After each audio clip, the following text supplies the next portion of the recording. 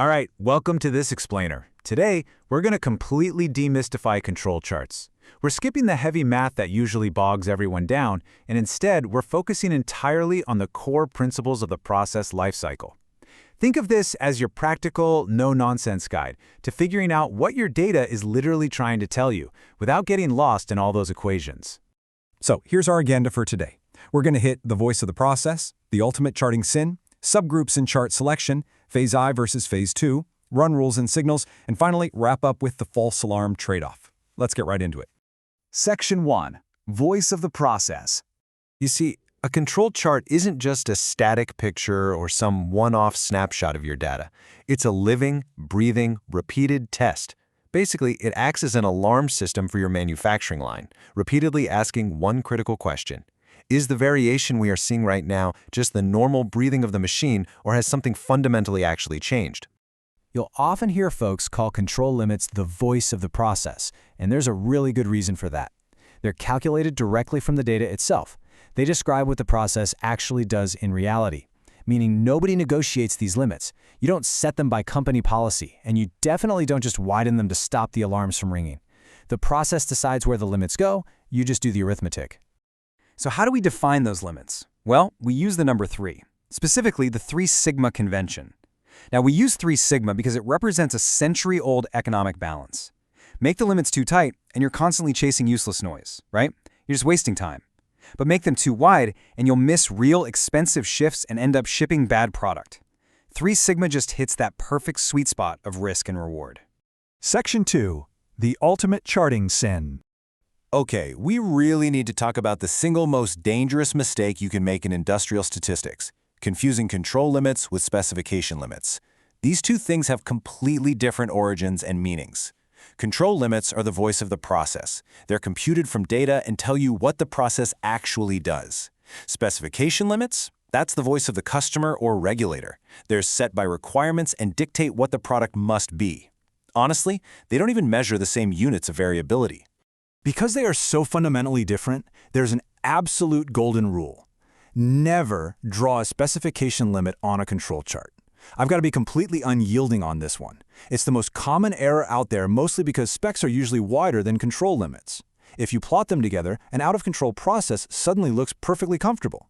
You're basically teaching your operators to ignore real statistical signals because, hey, we're still in spec.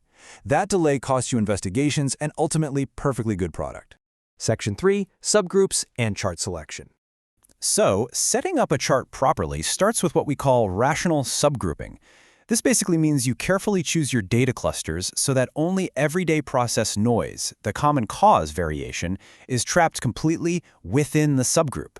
If you do this right, any special cause, those unusual assignable changes you actually want to catch, will clearly stick out between the subgroups. Get this wrong, and honestly, no amount of fancy math is going to save your chart later. Here's exactly how to do it right. Take consecutive units in a really short time window. Use one stream or one press per chart, and write your subgrouping plan out before you collect a single piece of data. Look, if you fall into the trap of grabbing one tablet from 5 different presses and calling that a subgroup, the differences between those presses get trapped inside the subgroup. Your range inflates, your limits balloon out, and your chart goes completely blind to a drifting machine. Whatever you do, don't mix your streams. This whole data structure feeds right into how we select our chart families, using a really straightforward decision tree based entirely on data type. If you have continuous variables data, stuff you measure on a scale like weight or thickness, you're getting a ton of information per unit, so you only need small samples. But if you have attribute data, like counted defects or a simple pass-fail verdict, you get way less info. A verdict just tells you which side of the line you're on, not how far past it you went. Because of that, attribute charts require much larger samples to catch a shift. Section 4. Phase I versus phase II. These two phases are essentially night and day. Phase I is entirely retrospective. You're trying to establish your baseline, which means you have to iterate, investigate signals, and clean up your data to calculate honest limits. Phase II, on the other hand, is prospective. You're monitoring fresh data in real time against fixed, frozen limits. Once you hit phase II, those limits are locked in.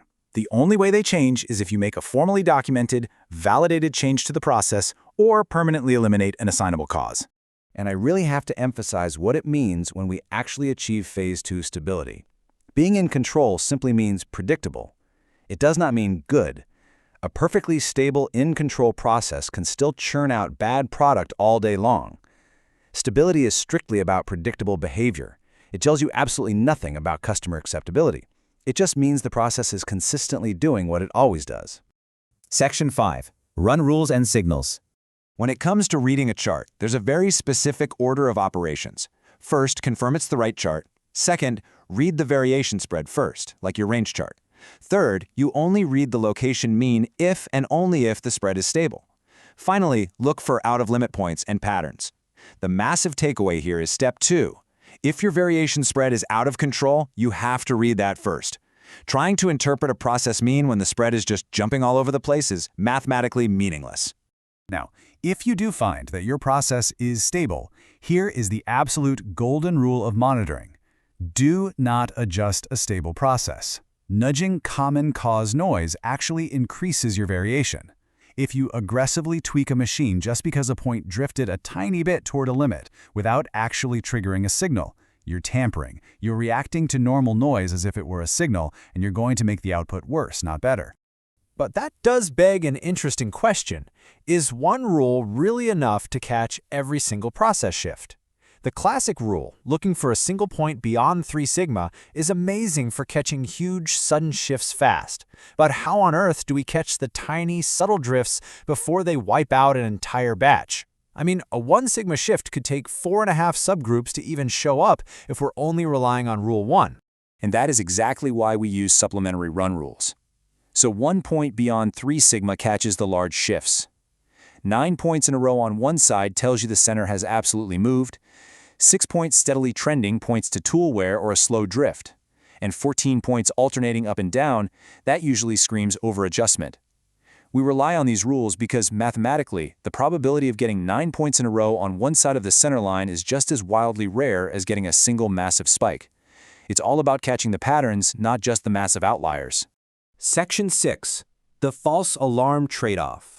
In statistical process control, there are really 2 distinct ways to be wrong. First, you've got false alarms. The chart signals, but nothing actually changed, which leads to wasted investigations, operators tampering with the machine, and a total loss of chart credibility. On the flip side, you have missed signals. The process changed, but the chart stayed totally silent, meaning you just shipped bad product. It's exactly like a home burglar alarm, right? If it's way too sensitive, you're waking up every time a cat walks by the window. But if it's too loose, a burglar wanders right through your front door undetected. This creates a very honest trade-off. Every additional run rule you apply buys you earlier detection, but it actively charges you in false alarms.